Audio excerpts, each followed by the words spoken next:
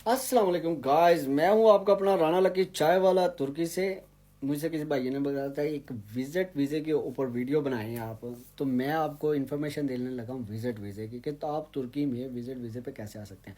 सबसे पहले तो खबरदार, विजिट वीज़े के ऊपर तुर्की के अंदर काम करना अलाउ नहीं है। ये आपका 40वां इज़न यानी वर्क परमिट नहीं है।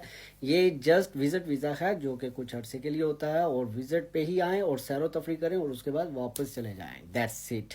इसके ऊपर आप कभी भी ये ना सोचिएगा कि ये दुबई की तरह चक्कर है, हम इधर आएंगे तो इसको बाद में हम वर्क पे कन्वर्ट कर लेंगे, और उसके बाद जैसे दुबई के अंदर और सऊदीया का नहीं पता, दुबई का, दुबई गल्फ के अंदर मोस्टली ये चलता है कि आप विजिट पे आएँ, वहाँ पे काम ढूंढे और आपकी कंपनी जो है आपका विजिट को आप वहाँ पे इंटरव्यू वगैरह दें और उसको वर्क परमिट में चेंज कर देती है और आपको जस्ट इन आउट करना होता है। लेकिन अब तो दुबई के अंदर इन आउट भी ख़त्म कर दिया उन्होंने, तो लिहाजा तुर्की में ऐसा नहीं होता। तुर्की में सिर्फ 40वां इज़न सिर्फ और सिर्फ बड़ी कंपनियों को देने की इजाज़त है, वो भी जो जिनके पास टैक्स पेयर होता है, और वो भी जो है यहाँ पे एक 40वां इज़न जो है एक इदारा बना हुआ है, वो कंपनी जो है उसको यानी कि रिक्वेस्ट करती है कि ये बंदा हमें चाहिए अपने काम के लिए। तो वो सबसे पहले यहाँ पे एक बहुत बड़ा इदारा बना हुआ है जो अपने लोगों को काम देते हैं, लोग जिनके पास तुर्क आईडी होती है, तुर्क नेशनल होते हैं, उनको काम देते हैं।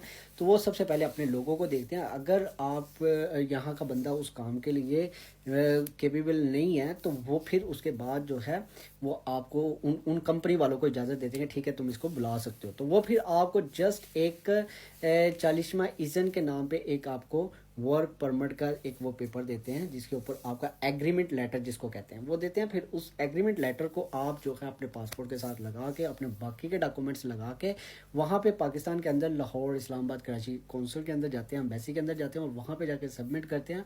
और उसके बाद एम्बेसी आपको आपको वर्क वीज़ा देती है। उसके बाद वापस आप तुर्की में आते हैं वो वीज़ा लेके, तो तुर्की के अंदर आपकी बाकी की कार्रवाई होती है। आपको सिक्योरिटी वगैरह के लिए आपकी इंश्योरेंस वगैरह कार्ड बनता है, आपका किमलिक बनती है, किमलिक कार्ड बनता है, यानी कि फिर उसके बाद आपको आपके पासपोर्ट के ऊपर आपके पासपोर्ट की बाकी की जो है सारी डिटेल्स को फिल किया जाता है, यानी कि आपको पूरा किया जाता है।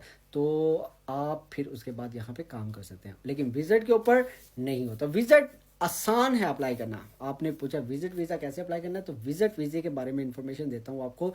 आपका सबसे पहले तो एनटीएन बना होना चाहिए, आप एनटीएन लें, और उसके बाद अगर चैम्बर के अंदर आपकी कंपनी रजिस्टर्ड है तो आपने चैम्बर का कार्ड सर्टिफिकेट लें, और उसके बाद आप जाएं अपने बाकी के डॉक्यूमेंट्स लें। आपका पासपोर्ट जो है मिनिमम 6 मंथ वैलिड होना चाहिए, और उसके बाद आपकी बैंक हिस्ट्री अच्छी होनी चाहिए।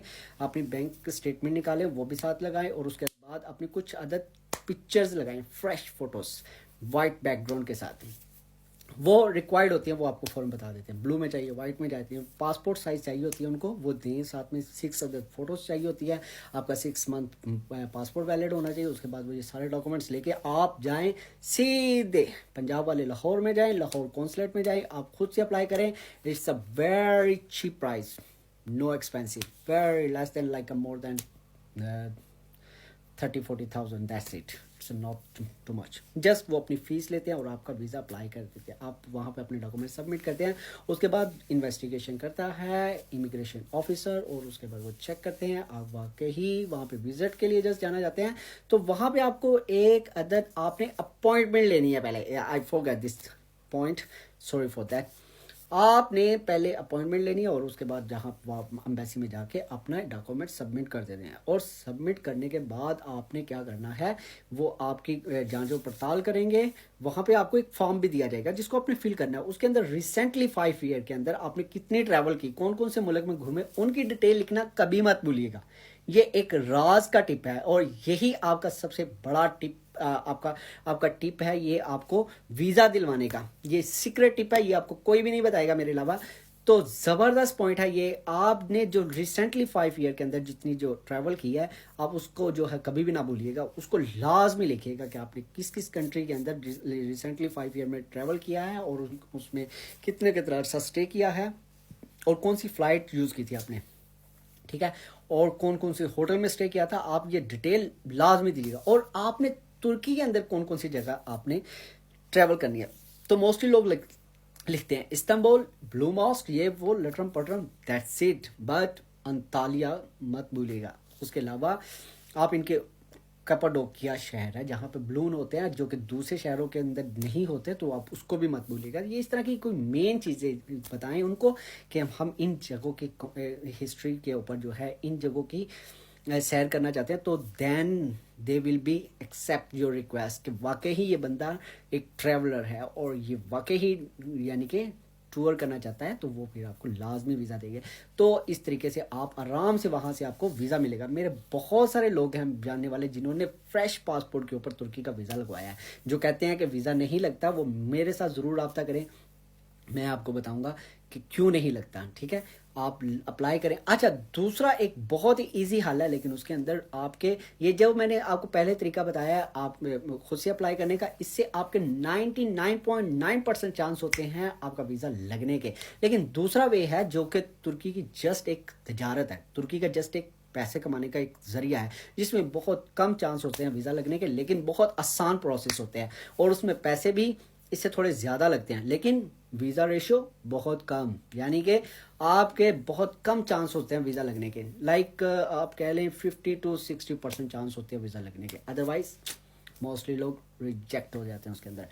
हाँ, वो है अनातोलिया। अनातोलिया के नाम के ऑफिस बने हुए हैं हर बड़े शहर के अंदर। सियालकोट के अंदर चैम्बर ऑफ कॉमर्स के साथ बिल्डिंग के अंदर, उसके बाद गुजरांवाला में स्विक सेंटर के अंदर, उसके बाद लाहौर के अंदर, उसके बाद फैसलाबाद में, मुल्तान में, इस पिंडी के अंदर, इस्लामाबाद के अंदर, और उसके बाद पेशावर के अंदर, उसके बाद कराची में, हैदराबाद में, और बहुत सारी जगहों पे पूरे पाकिस्तान के अंदर ये ऑफिस हैं। वहाँ पे आप जाएं, अनातोलिया के नाम से ऑफिस बने हुए हैं, अच्छा स्टाफ है, good customer service, everything is good, but they don't give you visa because there's a visa ratio is very few, like a very little, like a 50%।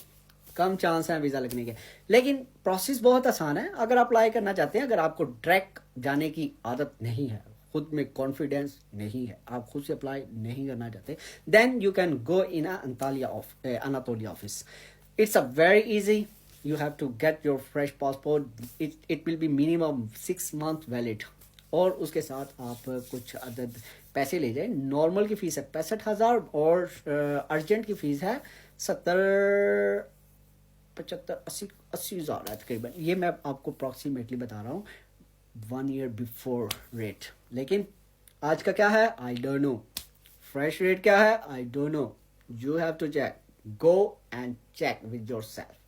Okay, तो गाइस वहां पे बहुत आसान प्रोसेस होता है। वो फॉर्म आपको देते हैं और आपको पेंसिल एक आदत देते हैं और एक आदत फॉर्म देते हैं, बैठो वहीं पे बैठ के फिल करो, लिखो सब कुछ, और उसके बाद अपना स्टेटमेंट लगाओ साथ में, और NTN नंबर लगाओ, चैम्बर ऑफ कॉमर्स की डिटेल लगाओ, और उसके बाद आप वहां पे सब कुछ with pictures, with passport, with bank statement, everything you have to give them.